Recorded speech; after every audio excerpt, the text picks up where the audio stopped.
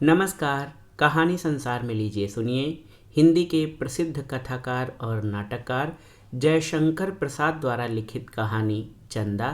वाचन स्वर मेरा यानी अनुराग चौधरी का है। चैत्र कृष्णाष्टमी का चंद्रमा अपना उज्जवल प्रकाश चंद्र प्रभा के निर्मल जल पर डाल रहा है। गिर श्रेणी के तरवर अपने रंग को छोड़कर धवलित हो रहे हैं। कल नादिनी समीर के संग धीरे धीरे बह रही है। एक शिलातल पर बैठी हुई कोल कुमारी सुरीले स्वर से दर्द दिल का ही सुनाऊं प्यारे गा रही है। गीत अधूरा ही है कि अकस्मात एक कोल युवक धीर पद संचालन करता हुआ उस रमणी के सम्मुख आकर खड़ा हो गया। उसे देखते ही रमणी की हृदय तंत्री बज उठी। रमणी बाह्य स्वर भूलकर आंतरिक स्वर से सुमधुर संगीत गाने लगी और उठकर खड़ी हो गई। प्रणय के बेग को सहन न करके वर्षा वारिपूरिता स्रोतस्विनी के समान कोल कुमार के कंधकूल से रमणी ने आलिंगन किया। दोनों उसी शिला पर बैठ गए और निर्निमेष सजल नेत्रों से परस्पर अवलोकन करने लगे। युवती ने कहा, तुम कैसे आए? युवक बोला, जैसे तुमने बुलाया। युवती हंसकर बोली, हमने तुम्हें कब बुलाया और क्यों बुलाया? युवक बोला, गाकर बुलाया और दर्द सुनाने के लिए। युवती दीर्घ निश्वास लेकर बोली, कैसे, क्या करूं? पिता ने तो उसी से विवाह करना निश्चय किया है। युवक उत्तेजना से खड़ा होकर बोला, तो जो कहो मैं करने के लिए प्रस्तुत हूं। युवती चंद्रप्रभा की ओर दिखाकर बोली, बस यही शरण है।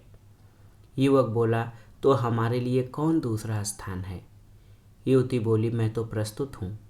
युवक कहा, हम तुम्हारे पहले। युवती ने कहा, तो चलो। युवक ने मेघ गर्जन स्वर से कहा, चलो। दोनों हाथ में हाथ मिलाकर पहाड़ी से उतरने लगे। दोनों उतरकर चंद्रप्रभा के तट पर आए और एक शिला पर खड़े हो गए। तब युवती ने कहा, अब विदा। युवक ने कहा, किससे? मैं तो तुम्हारे साथ जब तक सृष्टि रहेगी तब तक रहूंगा। इतने में ही शाल वृक्ष के नीचे एक छाया दिखाई पड़ी और वह इन्हीं दोनों की ओर आती हुई दिखाई देने लगी। दोनों ने चकित होकर देखा कि एक कोल खड़ा है। उसने गंभीर स्वर से युवती से पूछा, चंदा, तू यहाँ क्यों आई? युवती बोली, तुम पूछने वाले कौन हो? आगंतुक युवक ने कहा, मैं तुम्हारा भावी पति रामू हूँ। युवती बोली, मैं तुमसे ब्याह न करूँगी। आगंतुक युवक ने कहा, फिर किससे तुम्हारा ब्याह होगा? युवती ने पहले के आए हुए युवक की ओर इंगित करके कहा, इन्हीं से। आगंतुक युवक से अब न सहा गया। घूम कर पूछा, क्यों हीरा, तुम ब्याह करोगे? हीरा बोला, तो इसमें तुम्हारा क्या तात्पर्य है? रामू ने कहा, तुम्हें इससे अलग हो जाना चाहिए। हीरा बोला, क्यों, तुम कौन होते हो? रामू कहा कि हमारा इससे संबंध पक्का हो चुका है। हीरा बोलता है कि जब जिससे संबंध होने वाला है वह सहमत न हो तब। रामू ने कहा, क्यों चंदा, क्या कहती हो? चंदा ने कहा, मैं तुमसे ब्याह न करूँगी। रामू बोला, तो हीरा से भी तुम ब्याह नहीं कर सकती। चंदा बोली, क्यों? तो रामू ने हीरा से कहा, अब हमारा तुम्हारा फैसला हो जाना चाहिए, क्योंकि एक म्यान में दो तलवारें नहीं रह सकती। इतना कहकर हीरा के ऊपर झपट कर उसने अचानक छुरे का वार किया। हीरा यद्यपि सचेत हो रहा था, पर उसको संभलने में विलंब हुआ। इससे घाव लग गया और वह बच्छ थाम कर बैठ गया। इतने में चंदा जोर से क्रंदन कर उठी। साथ ही एक वृद्ध भील भी आता हुआ दिखाई पड़ा। युवती मुंह ढांप कर रो रही है और युवक रक्ताक्त छुरा लिए घृणा की दृष्टि से खड़े हुए हीरा की ओर देख रहा है। विमल चंद्रिका में चित्र की तरह वे दिखाई दे रहे हैं। वृद्ध को जब चंदा ने देखा तो और वेग से रोने लगी। उस दृश्य को देखते ही वृद्ध कोलपति सब बात समझ गया और रामू के समीप जाकर छुरा उसके हाथ से ले लिया और आज्ञा के स्वर में कहा, तुम दोनों हीरा को उठाकर नदी के समीप ले चलो। इतना कहकर वृद्ध उन सबों के साथ आकर नदी तट पर जल के समीप खड़ा हो गया। रामू और चंदा दोनों ने मिलकर उसके घाव को धोया और हीरा के मुंह पर छींटा दिया, जिससे उसकी मूर्छा दूर हुई। तब वृद्ध ने सब बातें हीरा से पूछी। पूछ लेने पर रामू से कहा, क्यों यह सब ठीक है? रामू ने कहा, यह सब सत्य है। वृद्ध ने कहा, तो तुम अब चंदा के योग्य नहीं हो, और यह छुरा भी जिसे हमने तुम्हें दिया था तुम्हारे योग्य नहीं है। तुम शीघ्र ही हमारे जंगल से चले जाओ, नहीं तो तुम्हारा हाल महाराज से कह देंगे, और उसका क्या परिणाम होगा सो तुम स्वयं समझ सकते हो। हीरा की ओर देखकर कहा, बेटा, तुम्हारा घाव शीघ्र अच्छा हो जाएगा, घबराना नहीं, चंदा तुम्हारी ही होगी। यह सुनकर चंदा और हीरा का मुख प्रसन्नता से चमकने लगा, पर हीरा ने लेटे ही लेटे हाथ जोड़कर कहा, पिता, एक बात कहनी है, यदि आपकी आज्ञा हो। वृद्ध बोले, हम समझ गए बेटा, रामू विश्वासघाती है। हीरा ने कहा, नहीं पिता, अब वह ऐसा कार्य नहीं करेगा, आप क्षमा करेंगे, मैं ऐसी आशा करता हूँ। वृद्ध ने कहा, जैसी तुम्हारी इच्छा। कुछ दिन के बाद जब हीरा अच्छी प्रकार से आरोग्य हो गया, तब उसका ब्याह चंदा से हो गया। रामू भी उस उत्सव में शामिल हुआ, पर उसका बदन मलिन और चिंतापूर्ण था। वृद्ध कुछ ही काल में अपना पद हीरा को सौंप स्वर्ग को सिधारा। हीरा और चंदा सुख से विमल चांदनी में बैठकर पहाड़ी झरनों का कलनादमय आनंद संगीत सुनते थे। अंशुमाली अपनी तीक्ष्ण कीड़ों से वन्य देश को परितापित कर रहे हैं। मृग सिंह एक स्थान पर बैठकर छाया सुख में अपने बैर भाव को भूलकर ऊँघ रहे हैं। चंद्रप्रभा के तट पर पहाड़ी की एक गुहा में, जहाँ की छतनार पेड़ों की छाया उष्ण वायु को भी शीतल कर देती है, हीरा और चंदा बैठे हैं। हृदय के अनंत विकास से उनका मुख प्रफुल्लित दिखाई पड़ता है। उन्हें वस्त्र के लिए वृक्षगण वलकल देते हैं, भोजन के लिए प्याज, मेवा इत्यादि, जंगली सुस्वादु फल, शीतल स्वच्छंद पवन, निवास के लिए गिरिगुहा, प्राकृतिक झरनों का शीतल जल उनके सब अभावों को दूर करता है और सबल तथा स्वच्छंद बनाने में ये सब सहायता देते हैं। उन्हें किसी की अपेक्षा नहीं पड़ती। अस्तु उन्हीं सब सुखों से आनंदित व्यक्तिद्वय चंद्रप्रभा के जल का कलनाद सुनकर अपनी हृदय पीड़ा को बजाते हैं। चंदा बोली, प्रिय, आज उदासीन क्यों हो?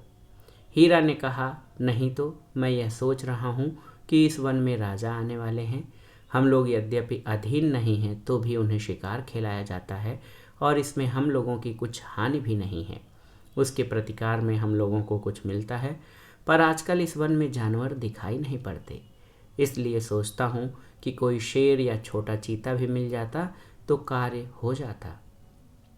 चंदा ने पूछा, खोज किया था? हीरा ने कहा, हाँ, आदमी तो गया है। इतने में एक कोल दौड़ता हुआ आया और कहा, राजा आ गए हैं और तहखाने में बैठे हैं। एक तेंदुआ भी दिखाई दिया है। हीरा का मुख प्रसन्नता से चमकने लगा और वह अपना कुल्हाड़ा संभालकर उस आगंतुक के साथ वहां पहुंचा, जहां शिकार का आयोजन हो चुका था। राजा साहब झंझरी में बंदूक की नाल रखे हुए ताक रहे हैं। एक ओर से बाजा बज उठा। एक चीता भागता हुआ सामने से निकला। राजा साहब ने उस पर वार किया। गोली लगी, पर चमड़े को छेदती हुई पार हो गई। इससे वह जानवर भागकर निकल गया। अब तो राजा साहब बहुत ही दुखित हुए। हीरा को बुलाकर कहा, क्यों जी, यह जानवर नहीं मिलेगा? उस वीर कोल ने कहा, क्यों नहीं। इतना कहकर वह उसी ओर चला, झाड़ी में, जहां वह चीता घाव से व्याकुल बैठा था।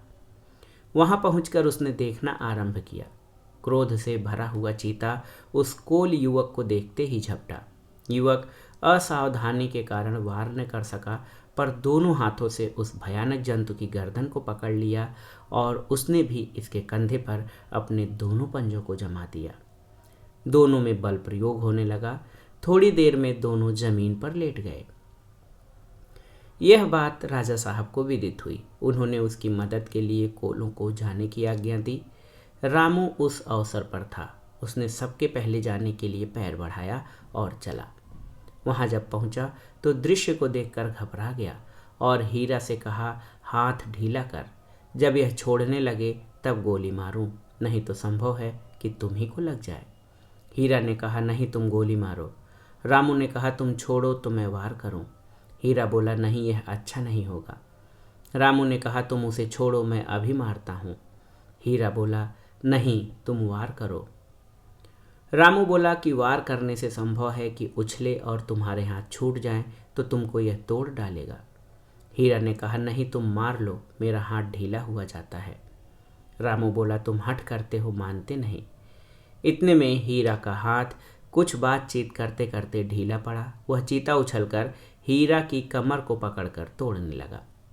रामू खड़ा होकर देख रहा है और पैशाचिक आकृति उस घृणित पशु के मुख पर लक्षित हो रही है और वह हंस रहा है। हीरा टूटी हुई सांस से कहने लगा, अब भी मार ले। रामू ने कहा, अब तू मर ले, तब वह भी मारा जाएगा। तूने हमारा हृदय निकाल लिया है, तूने हमारा घोर अपमान किया है, उसी का प्रतिफल है, इसे भोग।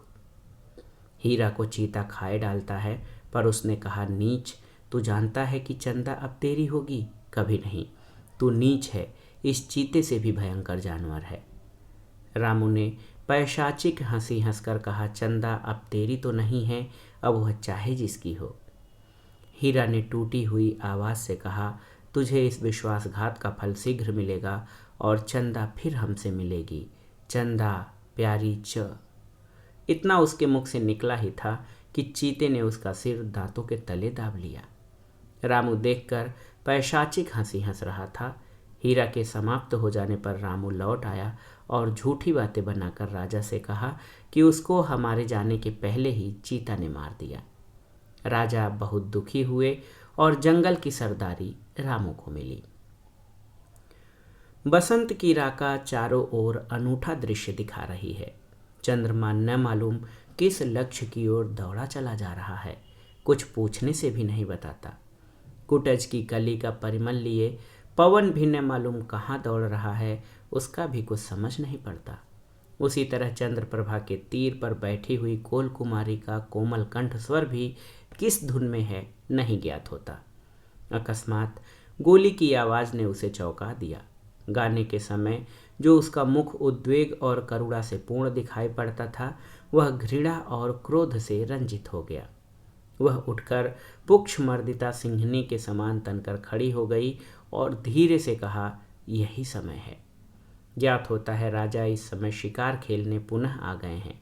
बस वह अपने वस्त्र को ठीक करके कोल बालक बन गई और कमर में से एक चमचमाता हुआ छुरा निकालकर चूमा। वह चांदनी में चमकने लगा। फिर वह कहने लगी, यद्यपि तुमने हीरा का रक्तपात कर लिया है, लेकिन पिता ने रामू से तुम्हें ले लिया है। अब तुम हमारे हाथ में हो, तुम्हें आज रामू का भी खून पीना होगा। इतना कहकर वह गोली के शब्द की ओर लक्ष्य करके चली। देखा कि तहखाने में राजा साहब बैठे हैं। शेर को गोली लग चुकी है और वह भाग गया है, उसका पता नहीं लग रहा।